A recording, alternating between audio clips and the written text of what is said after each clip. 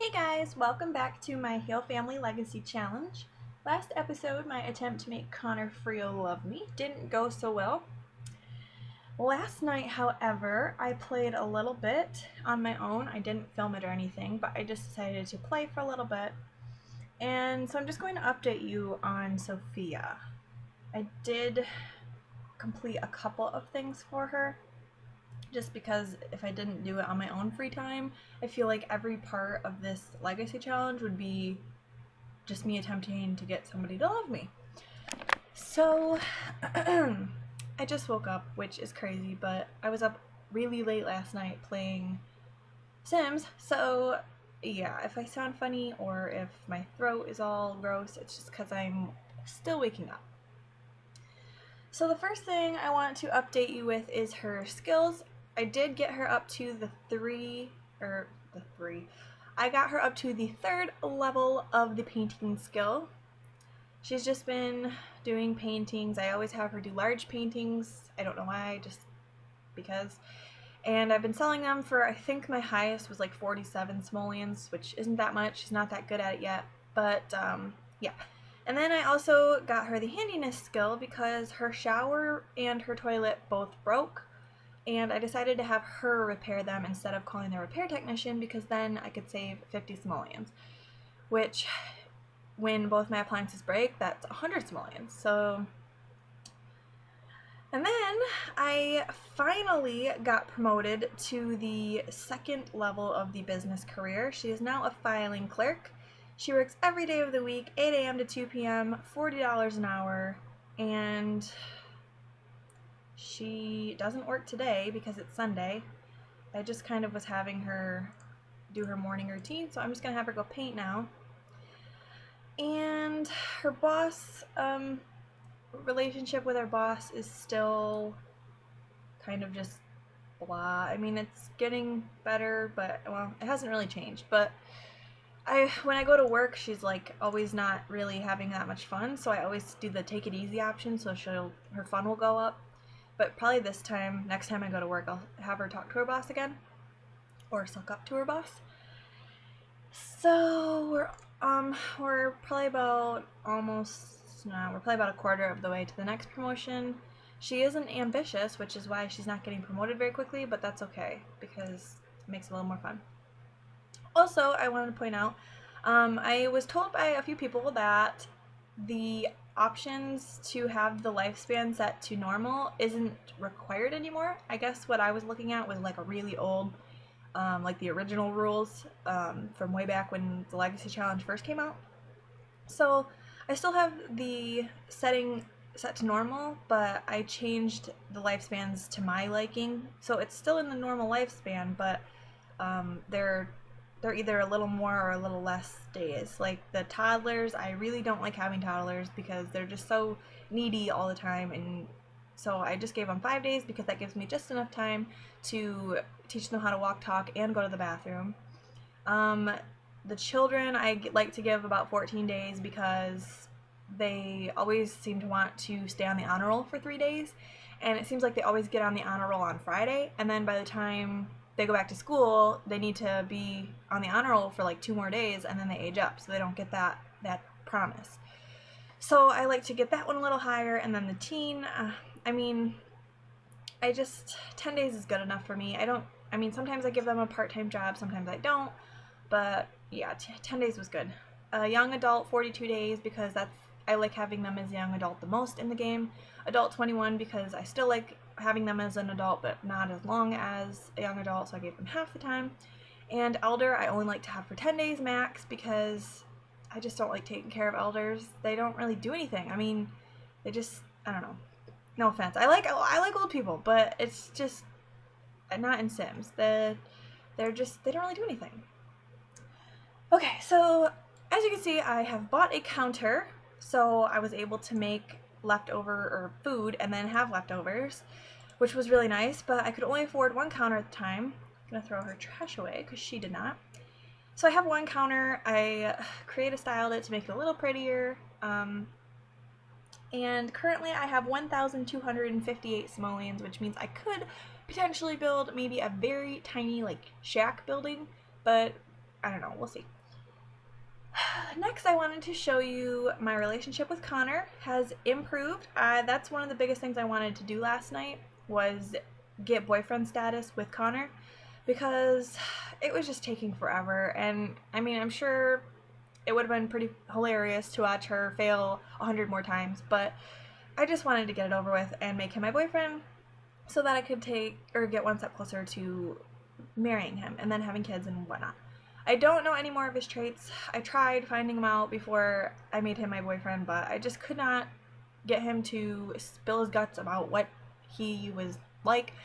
So I still really don't know anything else other than that he's unflirty, which we all knew that. We all saw that. So what I went and did, I completed a few of her wishes, and that got me enough lifetime reward points, or lifetime happiness points, to buy the observant trait, or reward trait, which discovers the traits of others twice as quickly. I really wanted this trait first because then I can discover Connor's other traits a lot more quickly. When I get 20,000 lifetime rewards, I'm gonna try not to buy anything else until I get 20,000, because I really want to get the long distance friend, because then my friendships with whoever I become friends with won't drop so quickly, and I won't need to talk to them like every day for them to stay close with me. So that's what's been going on since last night. This episode, I decided my goal is going to be to attempt to build a house for her with what little money I have. I could wait until I get more money, but I really not loving this setup anymore. So I'm going to try to build her as nice of a house as I can with what little money she has, and I'll come back when I have that built. Okay, so this is all I could come up with. With a little over 1,500 simoleons, this is all I could do. I couldn't even finish the walls. There is no wall here, but this does provide just a little bit more privacy than what she did have, so I guess I'm happy with it. A little gross that her toilet is in the same room as her kitchen, but, well, I guess it's still better than what I had before. So, obviously, her easel is still outside. For one, there's no room inside to put it, so, well, there's no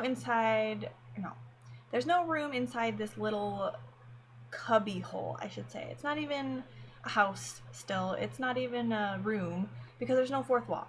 Also, there is no roof. So, yeah. Luckily, I don't have Seasons installed yet. I do own Seasons, but I don't have it, like, on my computer yet. I mean, I have it registered on the Sims webpage, but I don't have it on my computer yet, which I'm really wanting to, because it's sitting right next to me, sitting on my desk, waiting to be played. I've never had an expansion pack, and I really want to play it, but I want to wait and play my Sims 3 just the way it is before I start adding expansions into it, because, I don't know, I'm appreciating the little things. So, her easel is outside, also because I can't move something that's in use. I'm sure there's a code or something that will help me move it, but I'll just leave it there, because it's okay. I also shifted her stuff over to in front of her mailbox. That way it looks a little more like a house type thing. Yeah, this is the new house. I really didn't want to sell like my counter or anything, because I want that. I need it for my food. So that's what we came up with for a house, or a cubby hole, until we get more money. We have 52 simoleons left, which isn't that much, but, oh, excuse me. Also, in this episode, I was going to marry Connor, because I don't know, I felt like it was time. We've been dating for about not even 24 hours yet, in real time, not sim time. For sim time, we've probably been dating for like 9 hours, but I really wanted to get married to him. That way we could just like be together or whatever, and I didn't have to like try so hard. But I don't have enough money for a big bed, for one, and there really isn't room for 2 people here, and I just don't want to have to worry about the space right now, so I'm gonna wait. Though if he did move in, I would get more money, because he is employed in journalism. But I think I'll wait one more episode before I do that. But I am going to invite him over so that I can figure out his last couple of traits. Maybe I'll only discover, I actually know with the observant trait you only can discover 3, I think, traits. So I won't be able to find all 4 of the last ones, but maybe it'll give it to us. I don't know. Hopefully he comes over. He might. Oh no, it's Sunday. Yeah, he'll probably come over. So we'll just paint until he gets here, and we'll just wait. Speed things up.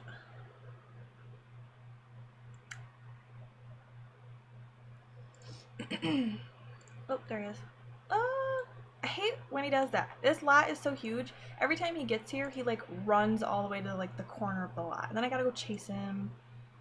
Okay, so I'm gonna ask him how his day is just to start. And hopefully that will discover his traits for us.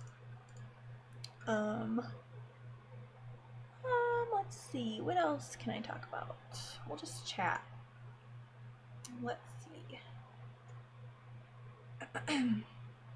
Alright, so we did discover 3 out of 5 of his traits. Well, 4 technically, because we already had one. He is a bookworm. That's good. I think, am I a bookworm? No, I'm not.